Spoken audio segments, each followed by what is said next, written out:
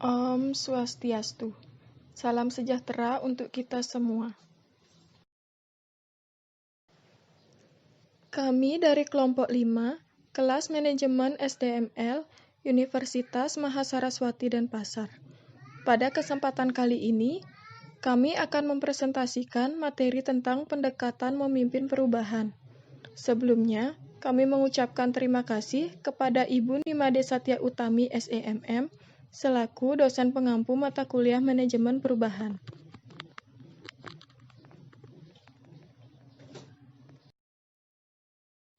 Saya akan memperkenalkan anggota kelompok kami. Saya Iwayan Indra Mahendra, nomor absen 13, dan teman saya Nimade Rani Utari, nomor absen 25, dan Bagus Gede Sayoga, nomor absen 4. Adapun pokok pembahasannya, yang pertama, pendekatan melalui tahapan, yang kedua, pendekatan kultural, ketiga, pendekatan kognitif, keempat, pendekatan pemberdayaan. Yang pertama, pendekatan melalui tahapan. Pendekatan ini seringkali disebut juga dengan istilah pendekatan klasikal. Pendekatan ini berpendapat bahwa setiap individu akan melalui serangkaian tingkatan atau tahapan organisasi, perkembangan, dan urutan tahapan-tahapan tersebut sama antar semua individu. Pendekatan tahapan juga berpendapat bahwa masing-masing tahapan yang ada memiliki aspek kualitas yang berbeda. Dengan demikian, masing-masing tahap perkembangan yang ada memiliki sifat, signifikansi, dan implikasi yang berbeda-beda.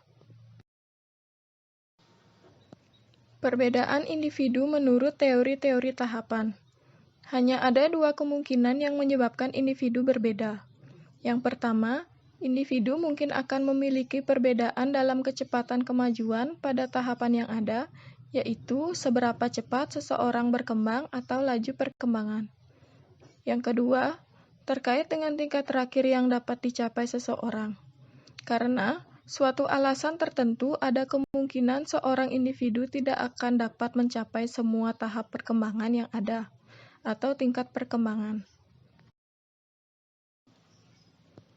Yang kedua, pendekatan kultural. Pendekatan kultural adalah pendekatan yang menyesuaikan dengan budaya dari lingkungan perusahaan tersebut. Perubahan dalam dimensi kultural mengacu pada perubahan kebudayaan dalam masyarakat, seperti adanya penemuan atau discovery dalam berpikir atau ilmu pengetahuan, pembaruan hasil atau invention teknologi, kontak dengan kebudayaan lain yang menyebabkan terjadinya difusi dan peminjaman kebudayaan. Faktor penyebab budaya perusahaan berubah.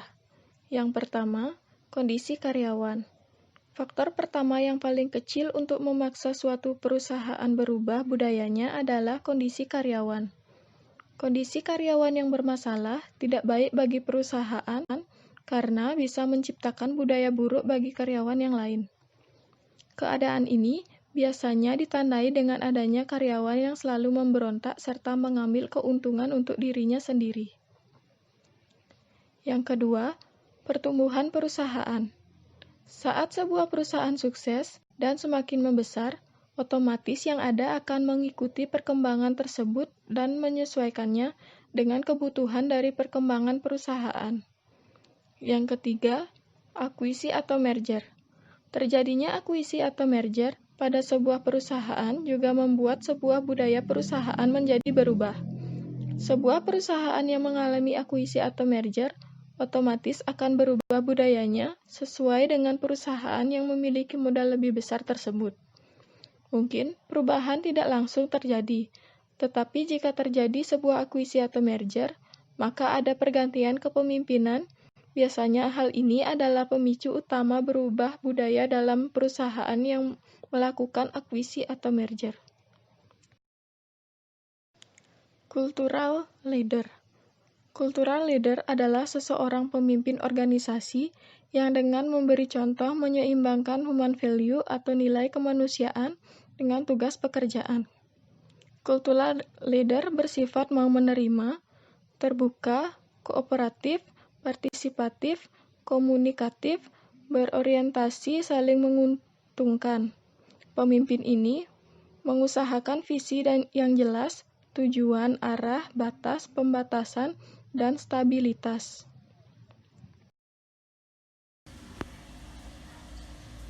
Saya akan melanjutkan presentasi dari teman saya tentang pendekatan konektif. Pendekatan konektif merupakan pendekatan berdasarkan hubungan yang dilakukan dengan mengintegrasikan sifat saling ketergantungan dan menyadari adanya keberagaman untuk mencapai hasil yang diharapkan. Pendekatan konektif dalam organisasi dapat dibedakan menjadi 6, yaitu pendekatan dengan berpikir secara jelas, yaitu semua pastinya menginginkan seorang atau partner yang diajak kerjasama dengan baik dan tentunya dapat berpikir secara lancar. Yang kedua, pendekatan dengan berpikir secara luas. Dalam pendekatan konektif, berpikir secara luas artinya berpikir yang mampu menghasilkan gagasan yang berbeda dengan yang lainnya, dan biasanya gagasan yang dihasilkan adalah gagasan yang penuh ide atau cemerlang. Yang ketiga, pendekatan dengan berpikir secara terperinci, yaitu suatu pendekatan konektif yang mengembangkan, menambah, memperkaya atau suatu gagasan yang terperinci secara detail serta bisa memperluas suatu gagasan atau ide yang telah ditemukan. Yang keempat, pendekatan dengan peningkatan proses berpikir. Pendekatan dengan peningkatan proses berpikir tidak jauh berbeda dengan berpikir secara lancar. Namun peningkatan proses berpikir yang tinggi juga tentunya yang mana dengan hasil pemikirannya tersebut dapat memberikan ide atau gagasan kepada organisasi. Yang kelima, pendekatan dengan penggunaan bahasa.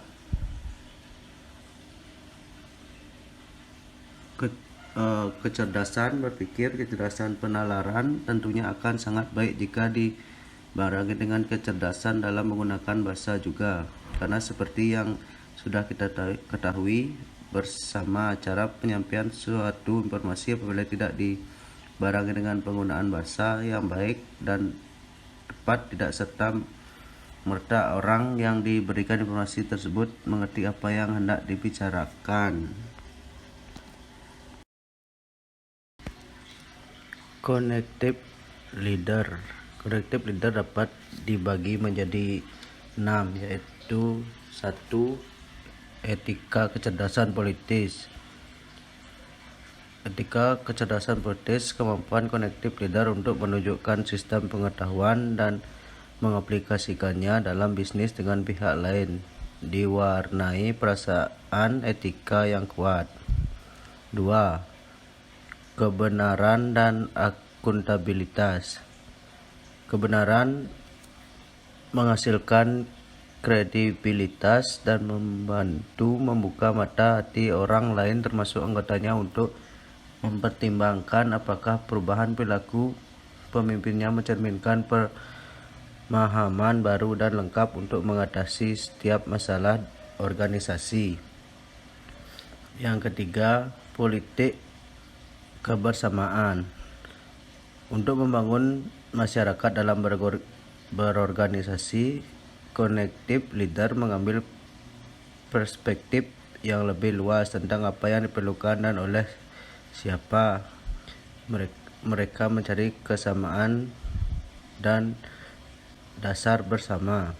Yang keempat, berpikir jangka panjang dan bertindak jangka pendek. Untuk mendapat menghargai masa depan, diperlukan pemimpin yang menyingkirkan egonya untuk memastikan bahwa orang yang berbakat mensukseskan mereka. Yang kelima, kepemimpinan melalui harapan. Connective leader menentukan harapan yang tinggi, kemudian mempercayakan tugasnya sendiri yang paling berharga pada orang lain. kepemimpinan melalui harapan bukanlah obat mujarab, tetapi connective leader membiasakan diri pada dinamika pembelajaran dan memahami bahwa tidak semua usaha baru menghasilkan kesuksesan segera. Yang keenam, pencarian arti. Connective leader selalu berupaya mendorong anggotanya untuk menjadi berarti bagi orang lain, membuat perubahan yang membantu menumbuhkan kekuatan besar untuk mewujudkan visi dan misi bersama-sama anggota. Saya akan melanjutkan presentasi dari teman saya, yaitu pendekatan pemberdayaan. Pemberdayaan karyawan adalah filosofi dan strategi yang digunakan perusahaan untuk memberi ruang bagi karyawannya membuat keputusan dan berperilaku sesuai tujuan perusahaan. Strategi ini membuat karyawan lebih punya rasa bangga dan ownership terhadap pekerjaan mereka. Selanjutnya ada pemberdayaan harus mengikuti pendekatan sebagai berikut. Yang pertama, upaya itu harus terarah atau target. Ini secara populer disebut pemihakan. Ia ditunjukkan langsung kepada yang memerlukan dengan program yang dirancang untuk mengantisipasi masalahnya dan sesuai kebutuhannya. Yang kedua ada program. Ini harus langsung mengikut sertakan atau bahkan dilaksanakan oleh masyarakat yang menjadi sasaran. Mengikut sertakan masyarakat yang akan dibantu mempunyai beberapa tujuan, yakni supaya bantuan tersebut efektif karena sesuai dengan kehendak dan kemampuan serta kebutuhan mereka. Yang ketiga ada menggunakan pendekatan kelompok. Karena secara sendiri-sendiri masyarakat miskin sulit dapat memecah masalah-masalah yang dihadapinya. Karena itu, seperti telah disinggung di muka, pendekatan kelompok adalah yang paling efektif dan dilihat dari penggunaan sumber daya juga lebih efisien. Selanjutnya itu ada strategi pemberdayaan. Yang pertama, mudah diterima dan didaya gunakan oleh masyarakat sebagai pelaksana dan pengelola. Yang kedua, dapat dikelola oleh masyarakat secara terbuka dan dapat dipertanggungjawabkan. Yang ketiga, memberikan pendapatan yang memadai dan mendidik masyarakat untuk mengelola kegiatan secara ekonomis. Kesimpulan, pendekatan yang baik yang didasari dengan pemikiran bahwa aliran kerja yang tepat akan menyebabkan perbaikan dalam produktivitas secara langsung dan cenderung memperbaiki semangat dalam bekerja. Pendekatan yang ada dalam perubahan organisasi ini bertujuan untuk membuat suatu perubahan yang lebih baik. Untuk melakukan perubahan secara efektif, pemimpin perubahan harus dapat melakukan melalui tahapan pemimpin perubahan dengan pendekatan kultural dan konektif dengan memberdayakan bawahannya. Pemimpin perubahan juga harus mau belajar dari pengalaman sebelumnya dan menyadari adanya penyakit kepemimpinan yang harus dihindari.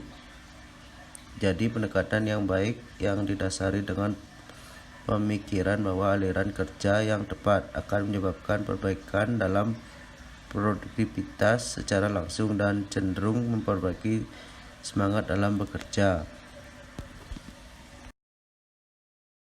Ini merupakan pertanyaan dari kelompok kami. Faktor-faktor apa saja yang menjadi penyebab sebuah budaya perusahaan berubah? Yang kedua, apa terapan dari seseorang connective leader?